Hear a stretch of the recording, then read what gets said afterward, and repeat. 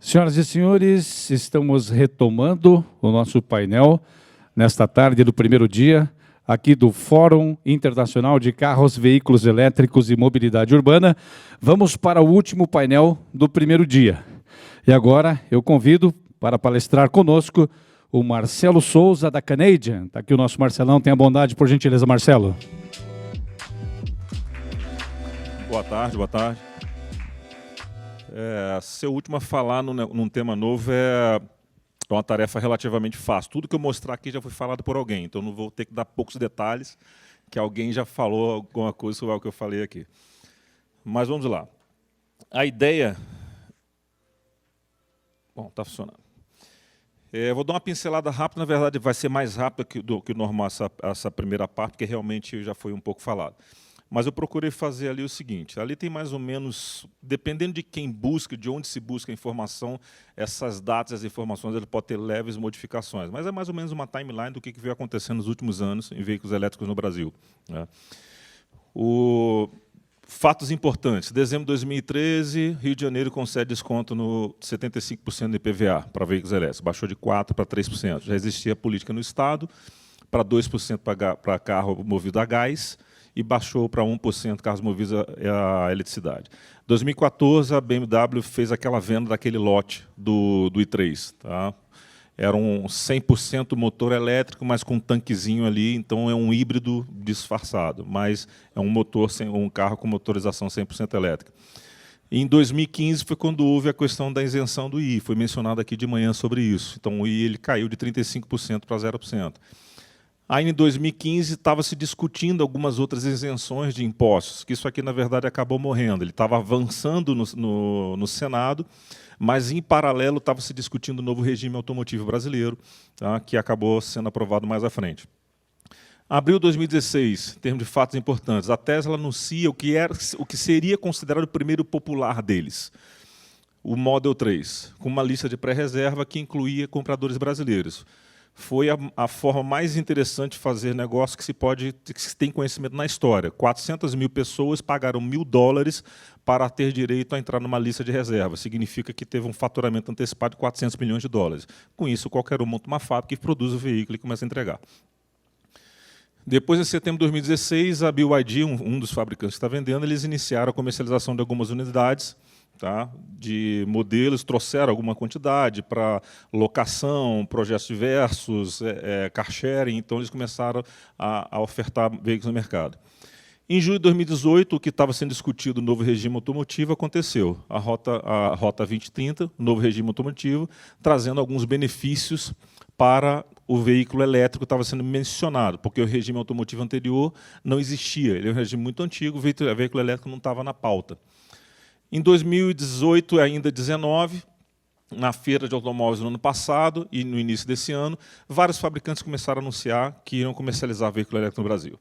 Então, Renault, Volvo, Nissan, Jaque, GM, uma lista que muita gente dizendo que vai começar a comercializar o produto. Nem todos ainda disponíveis, mas muita gente já falando que vai trazer o veículo. 2022, ainda estamos falando de futuro. Também foi mencionado hoje de manhã. Veículo elétrico iguala o preço do veículo a combustão interna, né?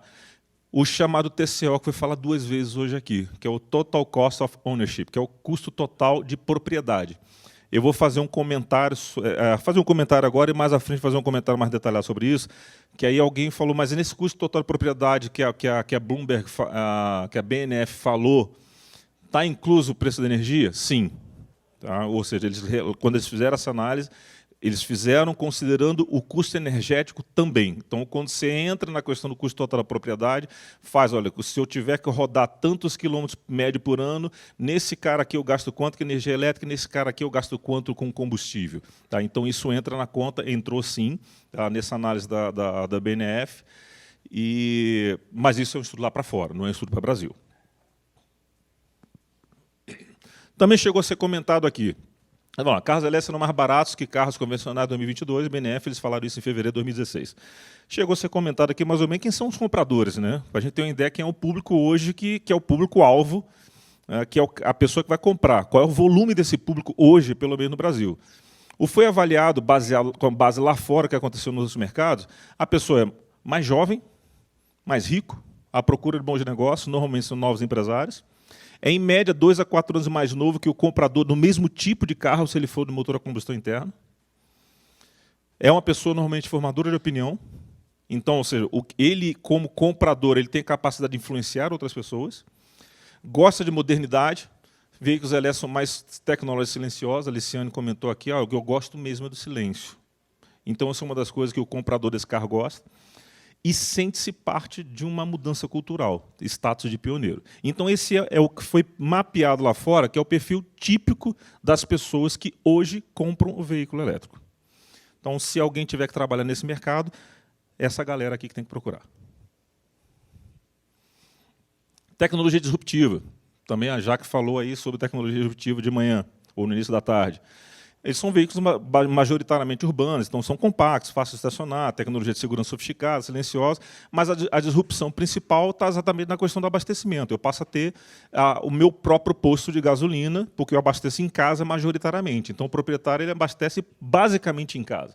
Tá? E locais públicos apenas para complemento, visando ganhar autonomia. Esse é o perfil que acontece lá fora. Então, lá fora, e já foi dito isso aqui, realmente, as pessoas elas abastecem majoritariamente em casa. Elas só usam a estação de carga na rua para complemento, e mais nada. Em termos de percepção, o número aí muda um pouquinho, também foi falado, em relação à satisfação. Tá? Mas saiu realmente uma pesquisa, assim, o número que eu tinha 95%, alguém comentou 98% hoje aqui. Que é o índice de satisfação, ou seja, 95% a 98% dos donos de quem comprou o veículo elétrico quer permanecer na tecnologia. Isso significa, em termos muito práticos, você pega, por mais que tenha essa percepção de que com quem tem que estar com o veículo elétrico ele pode ficar mais tempo, não é esse o mindset de vários mercados.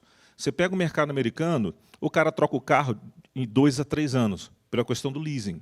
Então, esse prazo pode aumentar um pouco? É possível que sim, mas ele não vai aumentar em determinados mercados no prazo da bateria.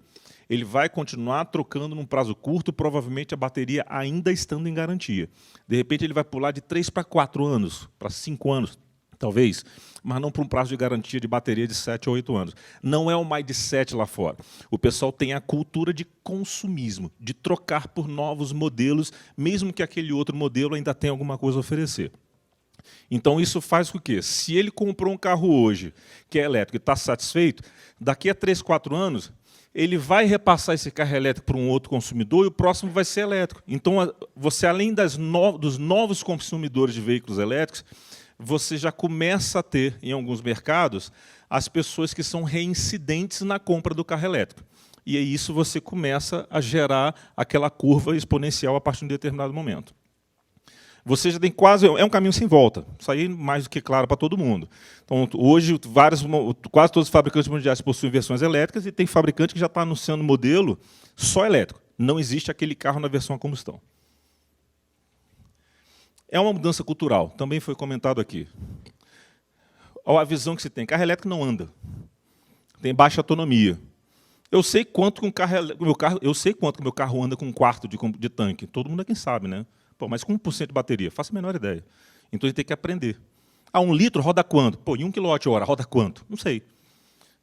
Você chega no posto, o que eu falo frente a isso? Completa? Então, assim, é uma mudança até na forma de lidar com o produto. Aí eu coloquei aqui uma brincadeira, né? Porque você vai chegar numa oficina, o cara vai dizer, olha, você está com o problema que você colocou gasolina batizada. Toma, energia batizada, que é um gato, né? Energia batizada dá problema, o cara vai colocar gato para abastecer o carro. É mais ali uma brincadeira, mas para indicar que é uma mudança de padrão cultural na forma como as pessoas lidam com o veículo. Esse cara aqui, Elon Musk, ele não é o que mais vai vender, já não está sendo o que mais vende, mas ele é o que acabou apontando uma direção. Por quê? Eu coloquei esse slide aqui logo depois do carro elétrico não anda e tem baixa autonomia. Aí vem esse cara e lança um carro como o Tesla S, que ele vai de 0 a 100 em 2,3 segundos. Aí você tem versão de carro dele que anda 600 km, então ele começa a derrubar paradigmas desse mercado. Então, ele não está vendendo tanto quanto poderia vender, mas ele está mostrando que é possível fazer algo diferente. E essa foi uma frase emblemática dele. Nós não vamos parar até cada carro na estrada ser elétrico. E aí eu coloquei uma observação aqui, é o seguinte, virou algo cult. Não lembro quem foi que fez a apresentação aqui, que falou, eu adoro a Tesla. Quem foi que falou isso aqui? Teve alguém que fez a apresentação aqui e comentou sobre isso. Então, é o único fabricante mundial exclusivamente elétrico, quebrando paradigma. É comparada com legiões de fãs como a Apple. Eles têm fãs, independente do volume de venda ser grande ou não. E é considerado por muitos como uma empresa de tecnologia, não um fabricante de veículo. Eu tive a oportunidade, cerca de um mês atrás, de andar num Tesla, fui aos Estados Unidos e aluguei um Tesla. É uma experiência realmente muito diferente. Mas a infraestrutura? Aí vem a correria, né? Perna para que te quero. Porque a gente está todo mundo ali correndo atrás da história da infraestrutura. Eu tenho inúmeras opções, tipos de carregadores já foram falados aqui, padrões, protocolos, ou seja, são várias incógnitas, assim como tem as opções, elas são inúmeras, as indefinições elas também são inúmeras. Então, há todo um trabalho ainda a ser feito, a ser definido para essa parte de infraestrutura evoluir. Isso é um trabalho que está sendo feito pouco a pouco. A gente não pode, como já foi dito aqui de manhã, eu ter no mesmo ponto de carregamento 3 ou 4 modelos de cargas e protocolos e tudo, ou seja, eu vou ter 3 infraestruturas, a gente mal está conseguindo colocar uma, a gente vai pensar em colocar 3, então essa questão da definição de padrão é algo muito importante. E a questão da característica também das potências. E aí eu vou chegando na parte que eu quero chegar na palestra, que é sobre energia.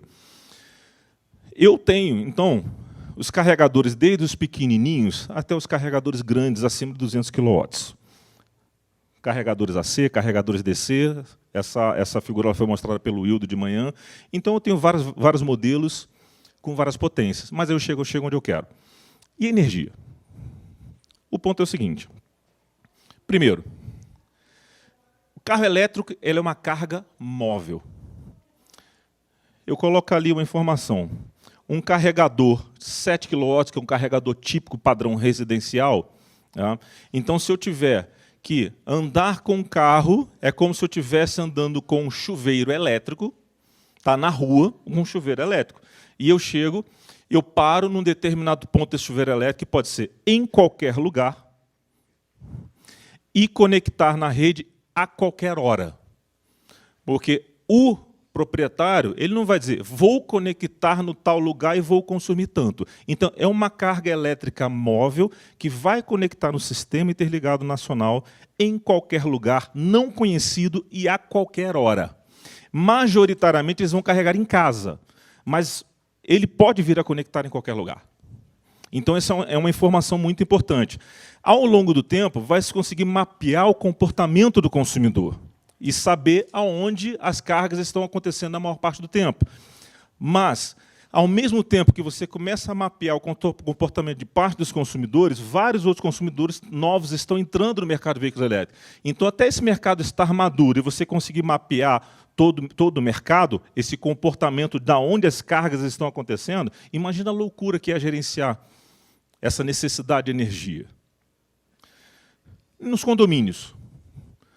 Se eu coloco vários carregadores pequenos, ou coloco um único carregador de 100 kW, de 150 kW, o cara que era um cliente de baixa tensão, ele passa para ser um cliente de média tensão, simples fato de instalar a carga. Ele pode até não consumir nada. Decidi fazer uma média com os meus condôminos e instalei 7 carregadores de 22 kW. Meus parabéns, você acaba de se tornar um cliente média tensão. Você tem que contratar demanda. Mas eu não tenho veículo elétrico no meu prédio. O problema é teu. Esse é o custo da média que você está fazendo com seus condôminos. Então, o simples fato dele querer instalar aquela carga, ele vai ter que comunicar à concessionária, comunicar à Leel, ele muda o padrão de consumo dele.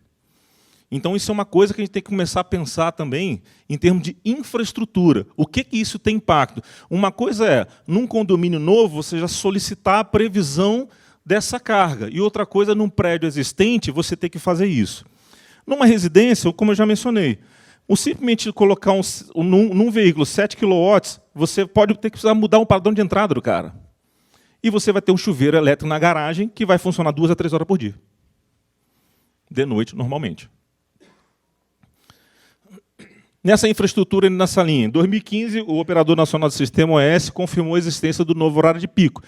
Ele não está sendo cobrado separadamente, mas, em função dos ar-condicionados, entre 14 e 16 horas, nós temos um outro horário de pico. Já tinha o tradicional, que é normalmente de 18 às 21 ou 17 às 20, dependendo do estado, que é chamado do pico do chuveiro. Aí nós temos hoje também no Brasil o pico do ar-condicionado, que é no meio da tarde. Mas você tem o seguinte, os clientes residenciais recarregarão majoritariamente no horário noturno. Só que os frotistas, eles também carregarão normalmente muita gente no horário noturno. É o cara do ônibus elétrico, é o cara do caminhão elétrico, o caminhão de lixo que roda de dia, então ele carrega de noite, então vai ter uma galera ali rodando de noite. E aí você imagina o seguinte, uma frota de 45 milhões de veículos, se eu considerar uma taxa de eletrificação disso 10% no prazo de 15 anos, ou seja, que em 15 anos no Brasil eu passo a ter 4,5 milhões de veículos. Aceitável, né? 15 anos, 10% da frota, eu acho que é um número factível.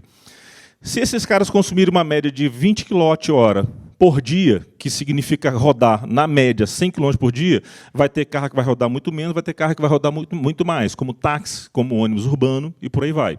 Então, se eu considerar uma média de 20 kWh, 100 km por dia, eu tenho um consumo diário de 90 GWh dia. O que significa isso? Dado de abril de 2019, nós temos uma capacidade instalada de geração no nosso sistema de 164 GB. Esses 90 GWh dia representam uma adição de 6 a 7% em cima desse valor, só para atender a uma eletrificação de 10% em 15 anos. Muda tudo. A ONS detecta novo pico de consumo de energia entre 23 horas e 2 da manhã e atribui a recarga de veículos elétricos, residenciais e frotistas de 11 caminhões. A ANEEL lança uma audiência pública da tarifa roxa, né, mais branca, já tem que mudar tudo já, né? Saiu do Jornal do Paraná em abril de 2030. Então, nós estamos falando daqui a 11 anos, essa notícia vocês vão ver lá. Possibilidade de lidar com isso é você ter uma gestão. Formas diferentes, também já foi discutido um pouco hoje aqui. Quais são as formas que a gente pode lidar com isso? Eu vou ter locais que eu vou ter o carregador em residências, em prédios, um carregador de baixa potência que vai demorar mais a carregar, vou ter carregadores de carga rápida, aqui a 1 e 3, eu vou ter carregadores para longa distância, 2, eu vou ter aqui a parte de troca de baterias, ou seja, isso é uma coisa que está sendo estudada, fazer a troca rápida de bateria. Eu vou ter as soluções integradas, geração diurna junto à carga fotovoltaica, armazenamento diurno para uso noturno, para evitar esse pico durante a madrugada, e aí você começa a ter várias possibilidades. Ou seja, todo mundo tem que começar a pensar já, quem quer trabalhar nesse mercado, começar a pensar em quais são essas possibilidades. E aí, o que vem depois? Eu falei que ia mencionar rapidamente sobre a questão do TCO aqui. Eu tinha a apresentação que ia fazer era sobre o futuro, né? Mas aí a apresentação foi para um outro painel, eu tive que fazer uma apresentação sobre o presente. Mas, quando você fala TCO, eu tive um mês atrás num evento de mobilidade elétrica no México. E um dos temas que falou-se muito lá foi o seguinte, não é mais TCO, é TCM, que a gente tem que começar a pensar, que é o custo total de mobilidade e não de propriedade. Foi comentado hoje aqui, a galera nova não necessariamente ela quer ter carro. Então, a análise que vai ser feita é o seguinte, qual é o gasto mensal de mobilidade que eu vou ter? Não necessariamente eu quero ter carro. Eu posso utilizar car sharing, eu posso utilizar Uber, eu posso utilizar transporte público. Qual é o meu custo mensal de mobilidade? E aí isso vai começar a ser comparado com o custo mensal de propriedade de um veículo. É isso que a gente tem que começar a pensar agora. Se eu gasto R$ 1.500 por mês, que PVA dividido por 12, seguro dividido por 12, depreciação do veículo, combustível tal, tem um custo mensal de propriedade. E qual é o custo mensal de mobilidade se eu decidir usar outras coisas?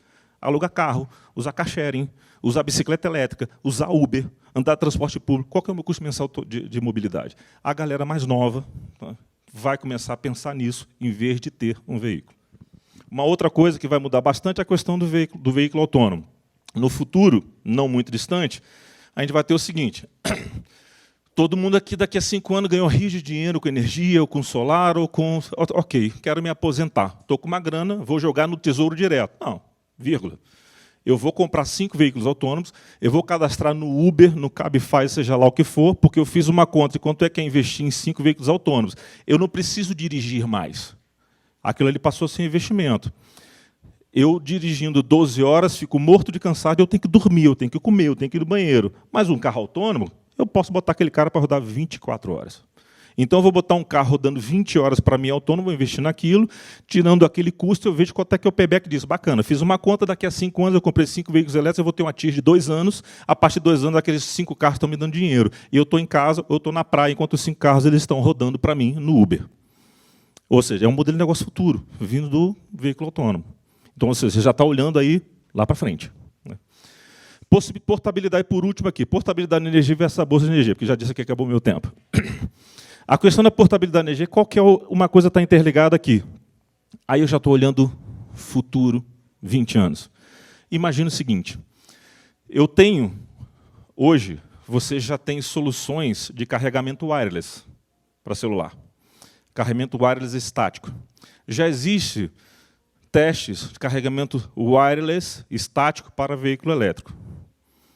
Uma próxima etapa natural é carregamento wireless dinâmico para veículo elétrico. Enquanto o carro anda, ele está sendo carregado, desde que a estrada seja uma estrada elétrica. Nós já temos estradas elétricas sendo testadas, com fotovoltaica. Então, a partir do momento em que um veículo, em que eu investi no Uber autônomo, um passageiro pegou do ponto A até o ponto B, eu assinei o contrato com uma empresa de gestão de energia. Naquele ponto ali, todos os consumidores eles podem vender, porque eu tenho portabilidade, eu posso vender energia e comprar energia de quem eu quiser. Aí eu consigo monitorar aqueles clientes que têm contrato comigo, eu sou um gestor de energia numa bolsa, eu sei qual é o excedente naquele momento de dia de cada um.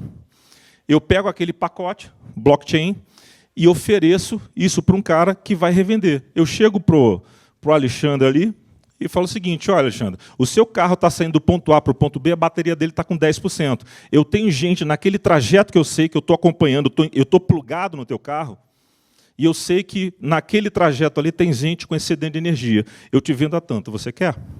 Aí você vai num contrato, smart contract, que é blockchain, aceito. E o cara que está no caminho, eu te pago tanto, você quer? Ele vai lá, aceita. E aí o carro ele está transitando do ponto A para o ponto B, sendo carregado.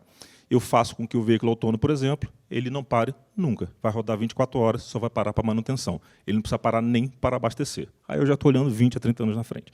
Isso aqui é só parte do exercício de futurologia que eu já fiz uma vez. É isso. Obrigado.